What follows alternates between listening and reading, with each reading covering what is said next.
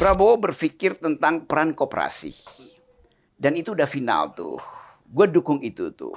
Tapi nanti orang anggap bahwa ya koperasi itu kan mesti dibentuk dari bawah, ngapain dari atas, bottom up. Ya mereka nggak ngerti. Kenapa? Karena menterinya nggak bisa terangin juga. Kalau Ferry bisa terangin, tapi menteri-menteri lain nggak bisa terangin kan? Kan mestinya menteri-menteri lain bilang bahwa memang pada akhirnya belum bisa bottom up karena di bottom itu dikuasai oleh semak belukar kapitalis. Karena itu negara mesti turun tangan, pangkas dulu itu supaya mawarnya tumbuh di tengah belukar. Nah ide semacam ini, metafor semacam ini kan nggak bisa diterangkan oleh Menko Perekonomian, oleh Menko urusan hukum segala macam kan. Jadi kelihatannya Menko-Menko ini nggak mampu untuk mengenali isunya secara substantif sehingga nggak bisa melayani ke publik. Standar yang rasional yang disebut surplus itu adalah beras yang bersih, beras yang bergizi. Kalau dimasukin di situ beras yang lain, ya surplus, tetapi kualitasnya nggak ada. Bahkan kita kalau hitungan institusi lain, kita justru minus beras kita. Yang bermutu yang minus. Kalau semua beras ya pasti surplus kan. Jadi itu soal pertanggungjawaban terhadap apa yang dipamerkan itu. Arab pamerkan udah selesai, tapi buat gue, nah itu bohong. Perjanjian politik itu dasarnya kapasitas dari menteri yang diperjanjikan untuk menjalankan misi presiden kan. Nah kalau 2 tahun dia nggak mampu juga menjalankan misi presiden, maka perjanjian politiknya berhenti, bikin perjanjian baru dengan mereka yang paham. Kan nggak mungkin 2 tahun lagi perjanjiannya masih sama tapi kapasitasnya nggak ada. Itu aja. Atau orang selalu menganggap gue membela presiden. Bukan gue membela. Karena memang itu pikirannya kok. Ya. Yopi membela bagaimana pasar ini bekerja. Iya, Yopi benar membela itu. Karena Yopi merasa bahwa kalau kabinet ini dan presiden tidak mampu menjelaskan secara ideologis dan konsisten memelihara itu, pasar akan menganggap, ya kalau begitu kita mau diterkam dong oleh negara. Memang mau diterkam. Apakah ini radical break untuk mengembalikan kepercayaan publik kepada presiden dan pasti terjadi. Dan pasti terjadi. Coba analisa lu gimana? Tidak ada kesempatan lagi presiden untuk membujuk publik percaya pada dia. Pertama, karena fakta-fakta yang tadinya tersembunyi mulai terbuka tadi. Bahwa presiden tidak melindungi, maka dia akan lanjutkan lagi itu kan. Jadi kalau bahkan orang-orang terdekat presiden dia ganti, apalagi orang-orang yang secara intuisi dia tahu sebagai public enemy itu, maka dia pasti ganti. Cuman nggak mungkin diganti sekaligus. Kalau ganti sekaligus ya kabinet nggak bekerja. Dan buat nyari orang baru itu kan susah. Jadi pasti dicicil tuh. Jadi tetap dia sifatnya radical break, tetapi gradual. Itulah kira-kira. Gradual tuh enggak secara material gimana? Minggu depan 2 orang, minggu depan lagi 4 sampai akhirnya Oktober itu kira-kira. Sektor mana yang paling perlu di reform dan? Ya sektor ekonomi lah, apalagi coba. Ekonomi, 2 sektor, soal ekonomi dan soal komunikasi. Wilayah-wilayah itu tuh. Ekonomi problemnya apa, komunikasi problemnya apa? Coba lu breakdown agak lebih detail. Ekonomi artinya semua hal yang seharusnya dibahas secara komprehensif dan diucapkan dalam bentuk proteksi terhadap ide-ide presiden tidak dilakukan oleh menteri-menterinya. Itu satu. Yang tadi intinya itu, Prabowo berpikir tentang peran koperasi. Dan itu udah final tuh. Gue dukung itu tuh. Tapi nanti orang anggap bahwa ya koperasi itu kan mesti dibentuk dari bawah, ngapain dari atas, bottom up. Ya mereka nggak ngerti. Kenapa? Karena menterinya nggak bisa terangin juga. Kalau Ferry bisa terangin, tapi menteri-menteri lain nggak bisa terangin kan? Kan mestinya menteri-menteri lain bilang bahwa memang pada akhirnya belum bisa bottom up karena di bottom itu dikuasai oleh semak belukar kapitalis. Karena itu negara mesti turun tangan, pangkas dulu itu supaya mawarnya tumbuh di tengah belukar. Nah ide semacam ini, metafor semacam ini kan nggak bisa diterangkan oleh Menko Perekonomian, oleh Menko urusan hukum segala macam kan. Jadi kelihatannya Menko-Menko ini nggak mampu untuk mengenali isunya secara substantif sehingga nggak bisa melayani ke publik. Sampai sekarang masih dipersoalin bahwa ya kan mestinya dari bawah tuh. Kan menterinya bisa bilang, oke, kalau dari bawah siapa yang mau mulai itu? Masyarakatnya feodal. Kapitalisme ada sampai di bawah. Kan itu soalnya. Bahkan pengamat, analis, dosen-dosen. Ya kan koperasi kan namanya koperasi harus dari bawah. Itu kalau masyarakatnya udah demokratis. Kalau pengetahuannya udah sampai di bawah. Kalau sekarang nggak bisa, mesti negara turun tangan. Bahkan itu perintah konstitusi bahwa negara membangun koperasi. Tapi kepercayaan orang pada Kopdis Merah Putih ini Drop. berat dan Iya. agak susah logiknya Iya, justru itu. ditemukan ini, Nyor. Logiknya mudah sekali diterangkan. Bahwa koperasi itu perintah konstitusi. Artinya negara harus membangun koperasi. Dengan cara apa? Dengan memberdayakan masyarakat. Selama ini masyarakat tidak berdaya karena ada dua hal. Satu, feodalisme yang masih kuat. Yang kedua, hegemoni dari protokapitalisme di lokalisasi sampai desa kan. Protokapitalisme. Iya, jadi Iya, semi kapitalisme ya. iya, jadi negara mesti pangkas itu dulu. Nah, mereka yang bodoh ini menganggap ya mesti inisiatif dari bawah dong. Nah, lu datang ke bawah itu kalau mampu untuk timbulkan inisiatif. Siapa yang mesti lakukan inisiatif itu? Ya negara mesti tiba di bawah untuk bangkitkan inisiatif itu. Tapi pertanyaan gue gini, Nyor. Menurut Nyoroki, ketegangan Jokowi dan Prabowo yang disebut di mana-mana nih, Kalaupun ada, ya, dan ada kita anggap kata lu ada lah ya. iya. Itu sebenarnya baik nggak buat politik? Bagus dong.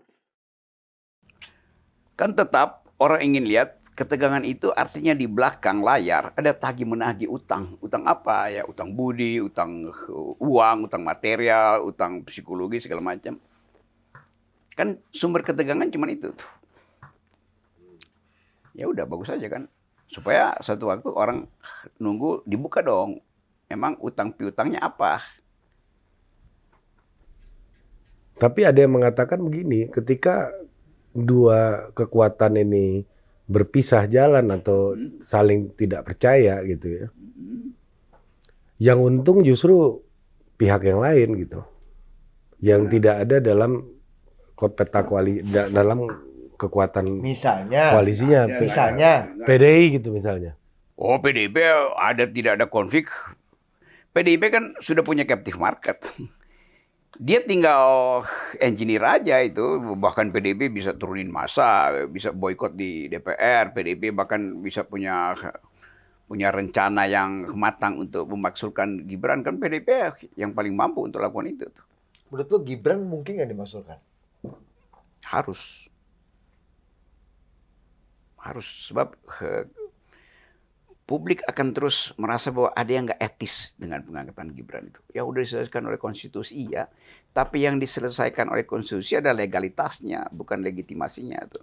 Harus itu satu hal, mungkin itu hal yang Ya lain. supaya, Mungkin ya? ya kalau dia harus dimungkinkan.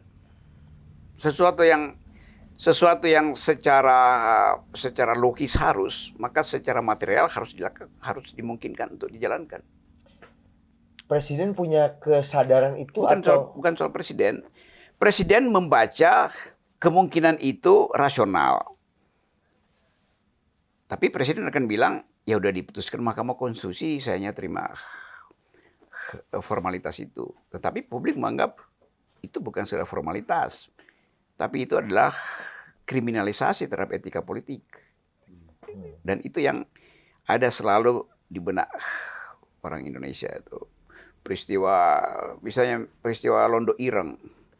Itu diingat orang lagi bahwa, oh ya kami tahu bahwa ada pengkhianat di masa lalu itu. Dan hari-hari ini juga ada pengkhianat. Jadi kalau presiden bilang Londo Ireng, publik terbagi dua. Dia merasa dia tidak dituduh, tapi ada yang merasa dia dituduh itu. Tapi bagi publik umum merasa ya memang ada pengkhianat kok. Siapa yang Londo Ireng? Misalnya kalau kita radikalkan ya Jokowi. Mengkhianati apa? Mengkhianati konstitusi. Siapa yang mesti ucapkan itu? Publik. Siapa yang paling dendam dengan isu itu? Megawati. Kan itu. Ya. Karena Ya karena pengkhianatan tadi. meskipun Megawati dianggap Jadi Londo Ireng terhadap Megawati misalnya. Dan Prabowo menjadi artikulatornya Megawati. Ya Prabowo bukan jadi artikulator, dia mesti memoderasi isu itu sementara. Sebelum ada proses politik di DPR. Kan nggak mungkin presiden jadi artikulator Megawati. Tapi presiden mengerti Ibu Mega punya potensi untuk mengartikulasikan itu di dalam sistem demokrasi melalui upaya-upaya pemaksulan. Lebih mungkin. Masalahnya kenapa kita takut bikin analisis itu kan itu hal yang ada di depan kita kok. Bahwa Megawati punya potensi atau bahkan punya intensi untuk pemaksulan itu tuh. Karena dendam? Ya pastilah tuh. Itu kan sesuatu yang ya bagi PDIP Jokowi itu betul londo ireng gitu. Nah, ini dibikin headline nih. Kan orang menahan diri untuk menganalisa melebihi dari apa yang diucapkan oleh Prabowo. Nah, sekarang kita perluas. Lu memperluas itu. Yaitu? Ya tadi, who is the thing called londo ireng tuh. Itu Jokowi. Siapakah barang itu yang disebut sebagai londo ireng sebetulnya? Pikiran Megawati dan pikiran Prabowo sama nggak? Beda, gue samain sekarang. Kan kita mesti bantu orang. Bangke. Iya. Iyalah. Ya kenapa londo ireng itu cuma ke Prabowo dan PDIP juga mengkritik itu kan. Tapi kalau kita jujur mencari yang biasa disebut sebagai kunci psikologinya, orang biasa sebut Freudian key. Kita mesti katakan bahwa diam-diam sebetulnya yang disebut londo ireng ada sindiran Presiden Prabowo terhadap Jokowi yang jadi pengkhianat PDIP. Kalau ada orang yang nulis kolom kecil atau riset tentang itu kan, gue sponsor itu. Ini interpretasi paling radikal. Baru kali ini nih. Selama ini kan kok LSM, wartawan, agen asing gitu-gitu ya ada ya. Iya. Lu menurut tuh Jokowi? Apa? Menurut tuh Jokowi Iya memang iya. Kenapa orang, kan ini masalahnya, kedunguan itu membuat kita nggak mampu bikin analisis melebihi yang apa yang ada di publik. Iya. Londo ireng Jokowi. Iya. Tapi headline ini, Bang. Dan gua kasih argumen kan. Iya. Matt coba. Nah, ini namanya metode hermeneutic of suspicion itu. Kita mencurigai dengan menafsirkan itu. Nggak, tapi karena tadi ngomongin Megawati dan Jokowi, ini menarik nih. Ada pidatonya Mas Pram mengatakan kalau keluar dari partai ya, keluar dari PDI ya, itu nggak jadi apa-apa. Nah terus ada muncul di medsos, gue lihat Gibran jadi wapres, ya kan? Jokowi jadi bapaknya wapres, ya kan? Iya. Artinya Jokowi keluar dari PDI bisa menjadikan anaknya wapres. Iya, dan ketum partai. Iya, ketum partai. Marwarar jadi menteri, Budiman jadi menteri. Iya. Terus ada siapa lagi? Ya itulah pokoknya. Ya, itulah. Artinya paten-paten juga. Iya, pernyataan Pram apa? Nggak jadi apa-apa. Ya maksudku jadi kayak faktanya berkontradiksi dengan orang-orang yang Nggak kontradiksi. Memang apa itu? Atau apa mereka sekarang? Apa? Ya menterinya Prabowo. Ya Menteri Prabowo, Menteri Prabowo. Ya sebagai apa di situ kan? Kan sebagai buangan dari PDIP. Jadi Prabowo menerima buangan gitu.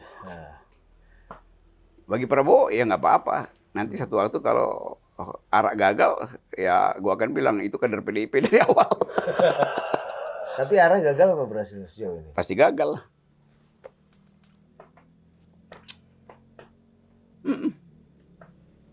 Ya kan orang tunggu impact-nya apa dari kebijakan Arak ini. Ini kemarin rumah subsidi dia. Rumah subsidi akad massal 62.000. Iya. Ini belum pernah dalam sejarah ada akad massal rumah subsidi 62.000 dengan gotong royong. Gini.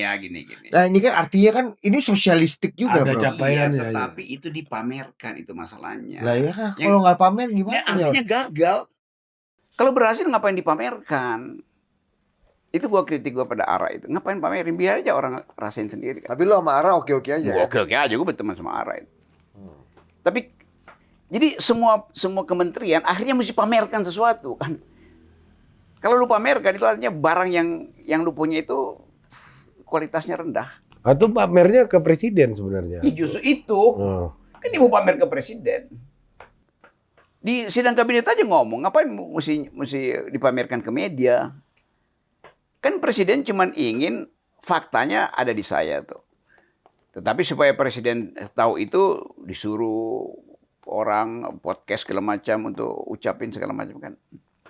Siapa yang menurut lu yang relatif berhasil memamerkan dan menunjukkan kepada presiden?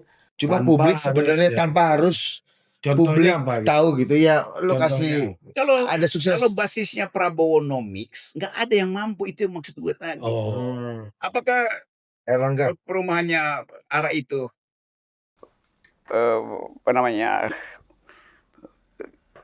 selaras dengan pengertian Prabowo Nomics coba? Bukankah itu?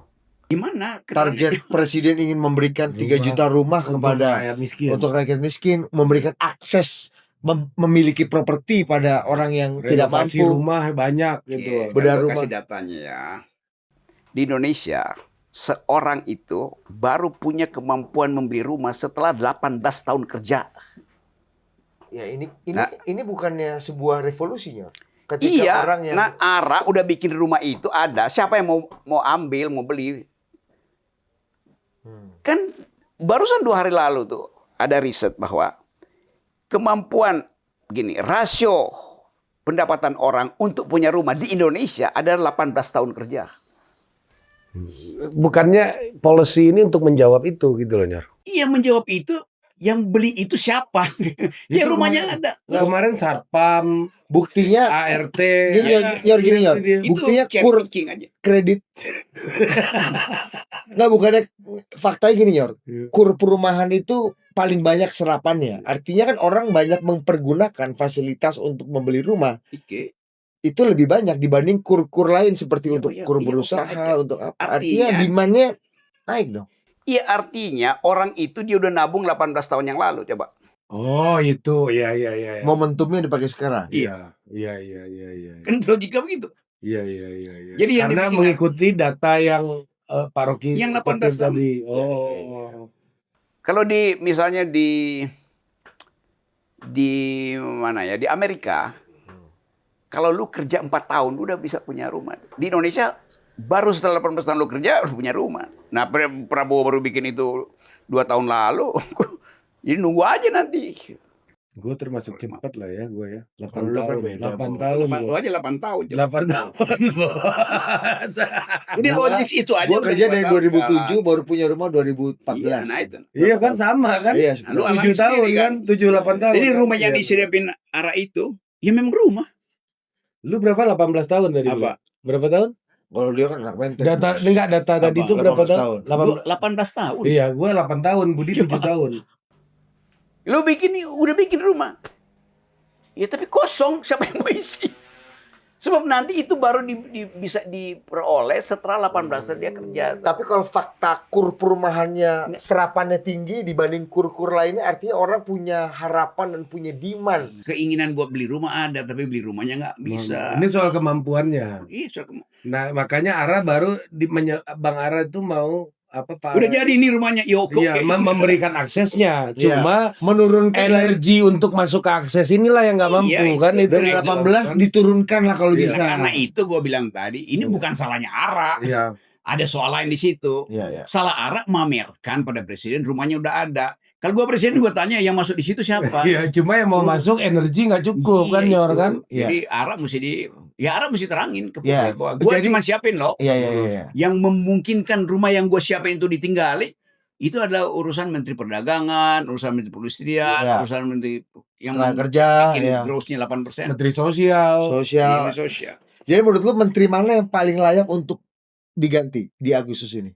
Yang paling layak untuk dipertahankan adalah Saudara Ferry, Ferry Saudara Juliantono. Jumhur, Saudara Sudar, Saudara Oke, gue sebut aja Nusron gitu loh supaya dia lihat ini dia wah Bro gitu.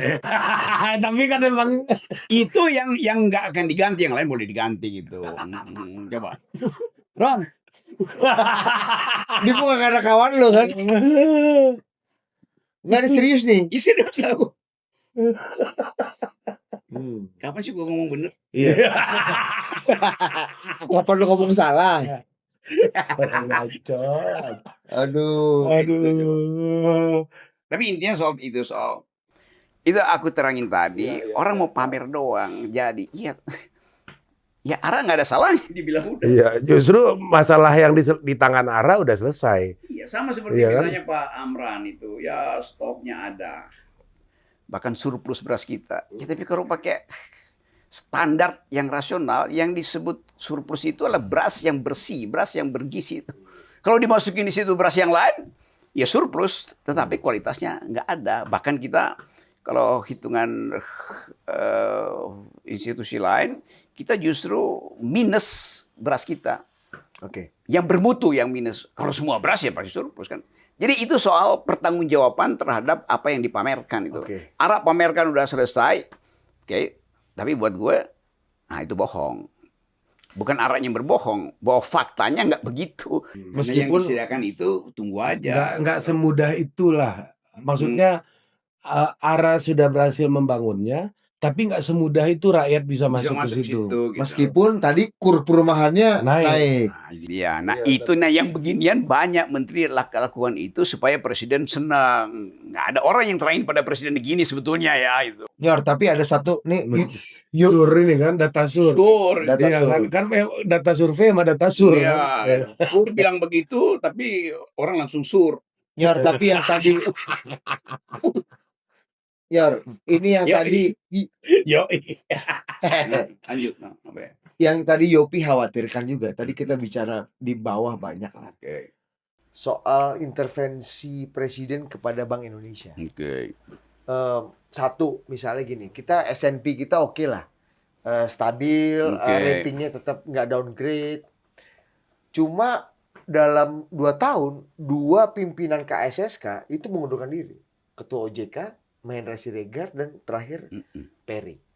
Dan ada Gubernur Bank Indonesia. Dan ada kecurigaan dan intensi menurut Yopi Hidayat, sahabat Prof. Rocky, bahwa Presiden ingin agak laju nih dalam mengintervensi atau mengontrol Bank Indonesia untuk tidak independen seperti yang ditetapkan dalam semangat reformasi. Jadi seperti zaman Bung Karno dulu, Bank Indonesia adalah fighting bank for fighting nation.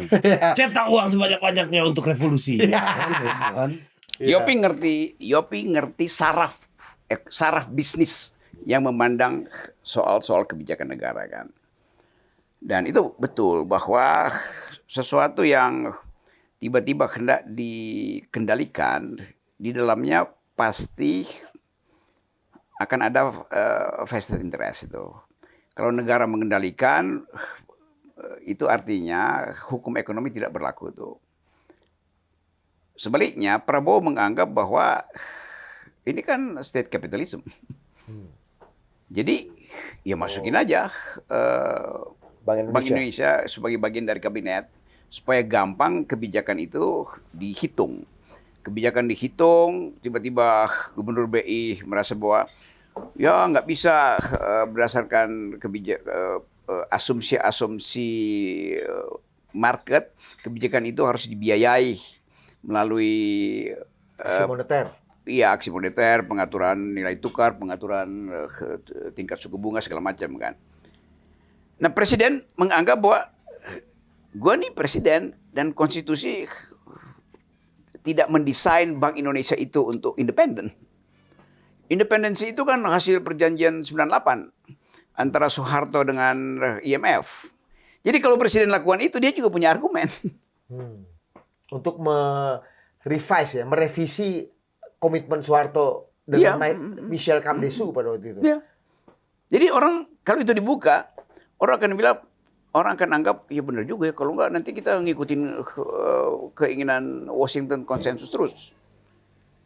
Jadi bagi publik, dia mendua tuh. Termasuk Yopi yang khawatir sekali. Yopi kekhawatiran dia terhadap kemasukakalan dari kebijakan yang dikendalikan oleh negara itu biasa itu, bahwa nanti ada government failure segala macam itu kan. Tetapi Prabowo juga punya dalil sendiri bahwa yo kan di mana sih memang harus independen Bank Indonesia kan. Itu kan konstruksi lama. Sekarang dunia banyak yang mulai merasa bahwa ya itu perjanjian-perjanjian yang sifatnya arbitrer itu karena pemaksaan konsensus Washington. Pada masa waktu itu. Pada masa waktu itu tuh. Singapura mungkin juga merasa enggak, kita juga Singapura enggak independen amat beberapa negara. Jadi presiden pasti punya argumen tentang itu tuh. Dan lu mengerti lah. Ya gue ngerti. Intensi presiden. Intensi presiden. Bukan ingin menguasai. Bukan ingin menguasai. Dia mau taat aja pada jalan pikiran Tapi itu. kalau pasar itu menganggapnya ini udah bahasa Jawanya kemajon atau offside. Ya presiden kan udah putusin, saya nggak peduli dengan pasar. Karena pasar itu mencekik rakyat. Jadi ini pertandingan dua argumen. Secara konstitusional, presiden benar. Karena konstitusi kita mengandalkan peran negara bahkan untuk menentukan kebijakan tanpa diganggu oleh sifat independensi dari Bank Indonesia yang mengikuti model kapitalis. Kan presiden akan bilang, loh kalau Bank Indonesia independen, itu artinya kita dikuasai oleh finance capitalism, global finance capitalism. Dan itu volatile. Ya buat dia itu volatile. Nah, sekarang kalau soal itu diajukan ke publik, mesti ada kampanye ideologis pada presiden untuk membackup argumennya. Oh, jadi presiden melaksanakan tugas-tugas ideologi. Iya, tugas ideologis. Apalagi, Pak. Kan cuma itu alasannya. Nah, kalau presiden dan jajarannya nggak mampu ucapkan itu, dan memang seringkali jajarannya nggak mampu, kabinetnya nggak mampu terangin itu, ya dia kalah nanti. Jadi dia kalah bukan karena argumen pasar misalnya lebih kuat, tapi kabinetnya nggak mampu terangin. Jadi ini kayak kuat-kuatan dong, Prof. Nyor. Kuat-kuatan antara pasar dengan ideologinya Pak Prabowo. Ya, itu yang terjadi. Seberapa kuat nih Prabowo melawan intrusi dan legitimasi market mechanism? Nah, itu yang dari awal gue mau terangin gitu. Soal koperasi, MBG, semuanya ada di konstitusi. Tapi kan korupsi. Oke, karena dia korupsi, maka dia mesti dihilangkan dari konstitusi. Ngaco argumen itu kan. Tapi hanya presiden yang ngerti itu, dan dia nggak eksplisit juga terangkan itu. Karena mungkin udah capek tuh. Bank Indonesia tidak diatur dalam konstitusi untuk independen. Ada Undang-Undang Bank Indonesia yang pada waktu reformasi dibuat todongan sistem kapitalis dunia. Dan kita ikut. Presiden Habibie teken. Iya memang. Dan itu perlu di-revise menurut Anda? Ya harus di-revise. Ya dulu zaman Harto ada Dewan Moneter yang Bank Indonesia bagian dari pemerintah.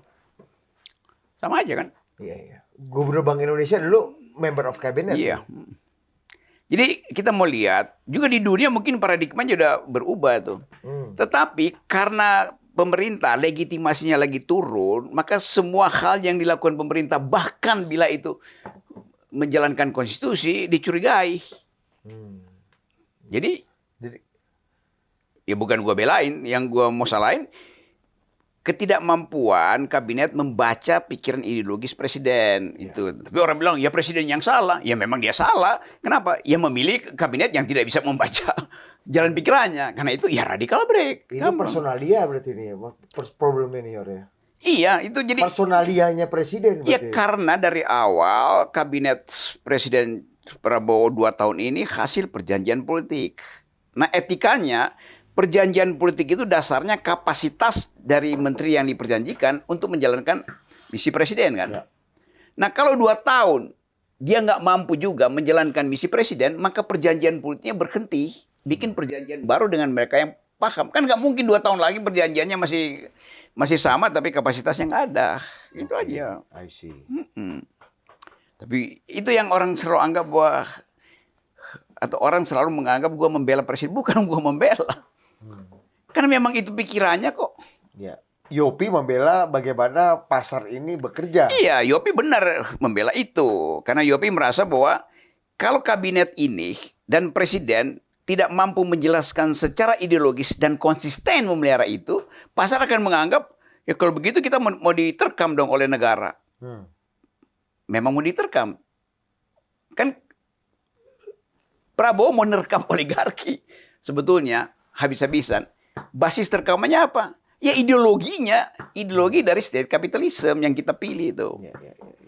Tetapi ada batasnya, nerekamnya seberapa. Nanti, jadi gampangnya begini nih. Kapitalisme itu beda dengan pasar. Di dalam sosialisme harus juga ada elemen pasar untuk lihat efisiensi itu. Tapi kapitalisme menganggap bahwa semua soal harus dimonetisasi, dipasarkan. Nah itu artinya ada ketidakseimbangan antara kemampuan seseorang untuk mengakumulasi dengan mereka yang sudah pada posisi akumulasi yang dari awal, kalau istilah-istilah teknisnya tuh, akumulasi primitifnya dilindungi oleh negara. Kan yang oligarki kita sekarang kan bukan kapitalis murni kan. Muncul karena ersat kapitalisme, karena birokratik authoritarian segala macam keterangan yang kita pelajari dulu sebelum reformasi kan. Jadi Prabowo mungkin menganggap, loh kalian kan tidak berkompetisi secara jujur dari awal. Kalian dimanjakan oleh negara. Nah sekarang gue mau ubah tuh. Negara harus masuk. Negara mesti masuk tuh. Dikurangilah kenikmatan-kenikmatan. Nah itu dia, kenikmatan berkurang. Lalu marah tuh. Ya kalau marah ya silahkan marah. Tapi kemarahan yang dia hasilkan ya paling capital outflow. Kalau capital outflow dia mesti cari alasan bahwa ada yang lebih mudah untuk menerima dia. Kalau dia keluar dari sini kan dia mesti parkir di mana kan duitnya kan. Lalu lama-lama dia lihat, ya udah nggak apa-apa lah. State capitalism. Dan bagi Yopi Hidayat, capital outflow adalah indikasi atau termometer pasar kehilangan kepercayaan pada. Iya, nggak ada soal itu. Memang itu akibatnya. Itu penanda pasar kehilangan kepercayaan. Nah satu waktu pasarnya mungkin parkir di Singapura. Nanti dia lihat-lihat, oh legitimasi sudah balik tuh. Maka dia masuk lagi kan. Kan bagi investor dia nggak peduli mau state capitalism, sosial segala macam. Yang penting ada slot bagi dia untuk dapat gain. Oke. Ya. Ini yang terakhirnya dari gue nih. Soal kabinet bayangan. Ya, ini kabinet bayangan ini ada hal baru ya yang muncul kepada publik ya. Ini menarik Nyor karena ada dan ini disambut antusiasme dan optimisme oleh publik ya. Sebagai alat kontrol karena oposisinya relatif lemah dan sekarang ini membuat demokrasi jadi relatif hidup lah. Menurut lu gimana Nyor? Gini per definisi, kalau gua bayang-bayangi kabinet, jangan jadi sekedar bayang-bayang gitu. Karena ada kabinet bayangan, dia paralel dengan kabinet yang sekarang tuh. Jadi statusnya begini nih. Lu bikin apa, gue bikin ini. Lu bilang A, gue bilang bukan A. Lu bilang B, bukan B. Kan bukan itu yang dimaksud kabinet bayangan kan. Kabinet bayangan, dia mesti di atas kabinet ini. Bukan sekedar bereaksi terhadap kabinet itu. Jadi kalau kita tanya misalnya, oke, kabinet bayangan anti koperasi. Oke. Anti Prabowonomics. Anti sosialisme Prabowo. Maka kabinet bayangan mesti bilang, kami pro kapitalis. Kami pro oligarki. Harus gitu. Iya dong. Kan antitesa. Iya memang mesti antitesa. Coba tanya pada Menteri Perekonomian Kabinet Bayangan. Lu anti koperasi, lu anti MBG. Berarti lu pro kapitalis. Lu pro individualis itu. Coba. Gugup dia jawab nanti. Karena dia hanya membayang-bayangi. Dia nggak bisa aufgebom mengatasi kabinet itu. Itu datang hanya karena kemarahan. Membayang-bayangi dengan kemarahan adalah marah pada bayang-bayangnya sendiri. Ini gua Ini sinyal yang bagus nggak buat situasi sekarang atau menurut lu sebaliknya? baru di situ memang kemampuannya. Aku kritik itu. Tapi nggak apa-apa juga kan? Ya nggak ada apa-apa, tapi nggak akan ada apa-apa juga dengan sekedar membayang-bayangi. Gampangnya begini, kabinet bayangan dia mesti siap menggantikan kabinet itu kalau dia gagal. Dan kelihatannya mereka cuma ingin membayangi, bukan ingin menggantikan. Nggak tuntas itu. Koitusnya interruptus itu. Itu karena cogitonya juga terputus. Cogito juga interruptus kan. Jadi jangan tanggung itu. Paradigma kami. Tapi kapasitinya menurut lu orang-orang kawan-kawan teman-teman masyarakat Ada kapasitasnya, tetapi paradigmanya nggak dia paham. Dia anti kabinet yang sosialistis, mestinya dia pro kapitalis. As simple as that. Iyalah. Kalau iya sih. Apa itu sosialisme Prabowo? Ya batalin aja dengan kapitalisme lo. Gitu. Tapi kan di dalam sosialisme sendiri juga ada dialektika internal kan. Ya. Apalagi itu. Iya kan. Misalnya soal pelaksanaan, Iya, governance-nya, Boleh ya kan? aja kita anggap aja bahwa kabinet bang ini ada dialektika internal dari sistem sosialis kita. Tapi dia nggak mau eksplisit kan. Apalagi kalau itu dia mesti katakan, gue lebih paham sosialisme. Oke, ini sosialisme, dia lebih paham sosialisme. Jadi dia sosialisme above sosialisme. Kalau dia sejajar, dia nggak mungkin menyebut dia paham sosialisme. Dia mesti bilang dia anti sosialisme. Itu posisi sejajar, Atau kawan lawan. above sosialisme Prabowo. Iya above, kami above sosialisme. Oke, which kind? Lebih kafah gitu ya. Iya bilang aja itu. Kalau sosialisme. Ya, what kind of socialism? Atau kami kapitalisme. Iya, itu aja. Gampang. Dan itu menurut lu tidak atau sudah terpancar belum dari teman-teman ini? Enggak terlihat. Jadi debat-debat koperasi misalnya. Ya tapi kan koperasi mesti dari bawah. Artinya lu pro koperasi juga dong kalau gitu kan. Ya kalau dia pro koperasi, ya perbaiki yang koperasi dari atas. Tunjukkan bagaimana koperasi dari bawah. Gampang. Batalin dulu kapitalisme yang ada di bawah. Sama juga yang dilakukan Prabowo kan. Cuman bedanya Prabowo bukan membegal ya. Memangkas kapitalisme di bawah supaya sosialisme koperasi bisa muncul. Sekarang mereka lakukan hal yang sama. Kan mesti sama kan? Kan problemnya kenapa koperasi tidak tumbuh? Karena ada feodalisme, karena ada kapitalisme. Supaya sosialisme tumbuh, batalkan dulu feodalisme dan kapitalisme. Yang batalin itu adalah Prabowo. Negara. Kalau mereka bilang jangan negara campur, mungkin sih mereka yang batalin.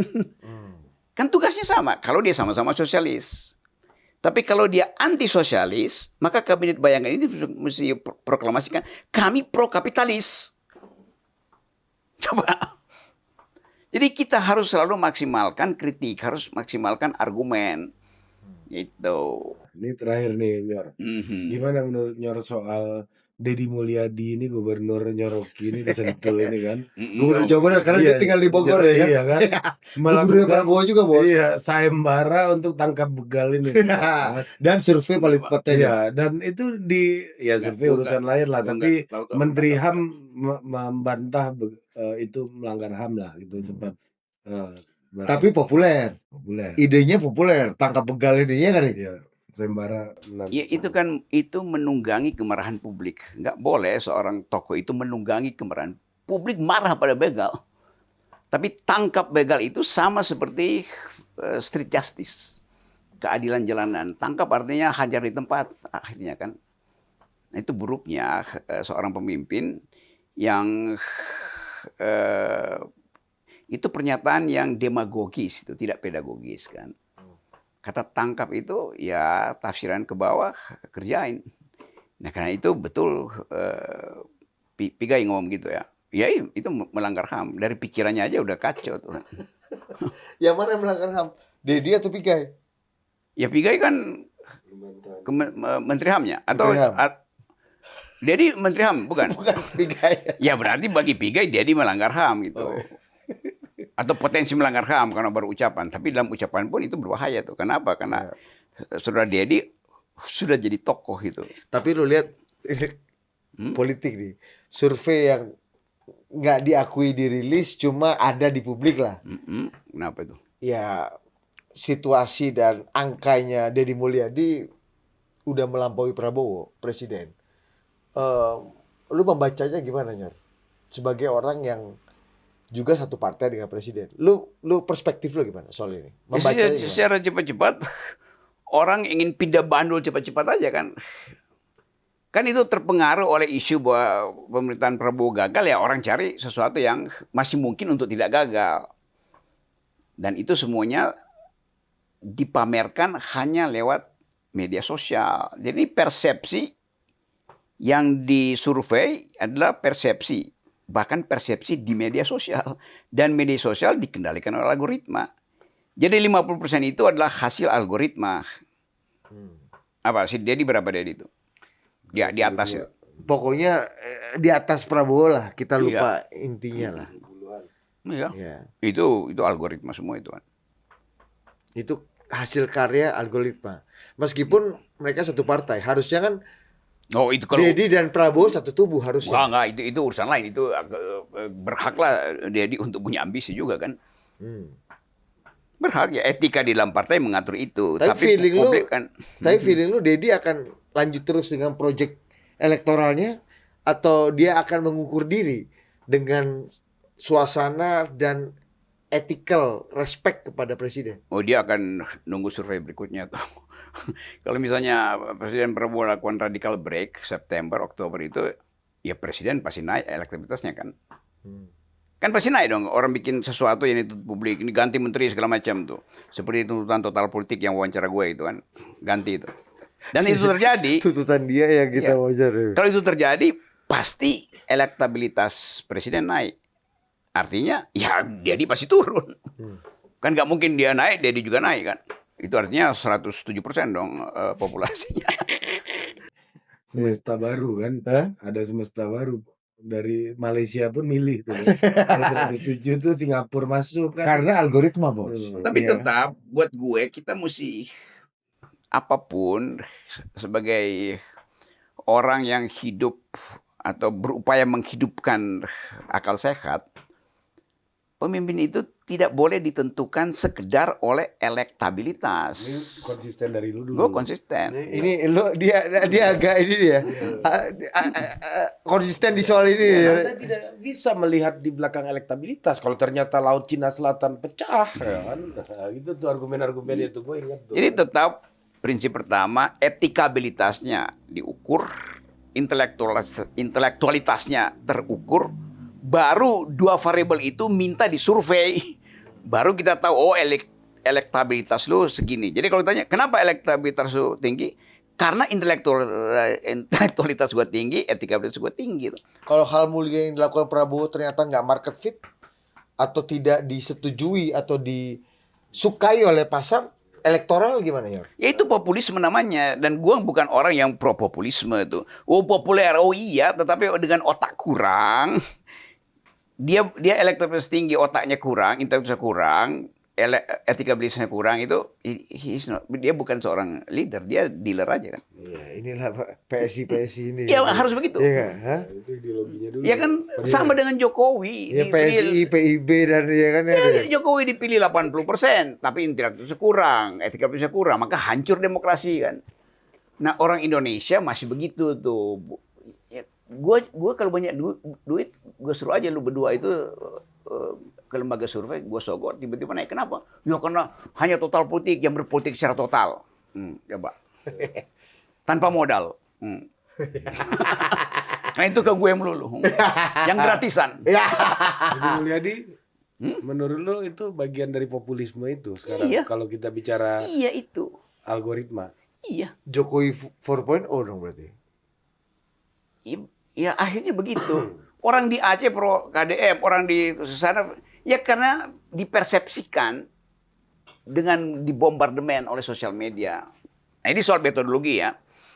Yang kedua tadi soal prinsip demokrasi itu. Demokrasi tidak boleh hanya didasarkan pada, atau terutama didasarkan pada elektabilitas.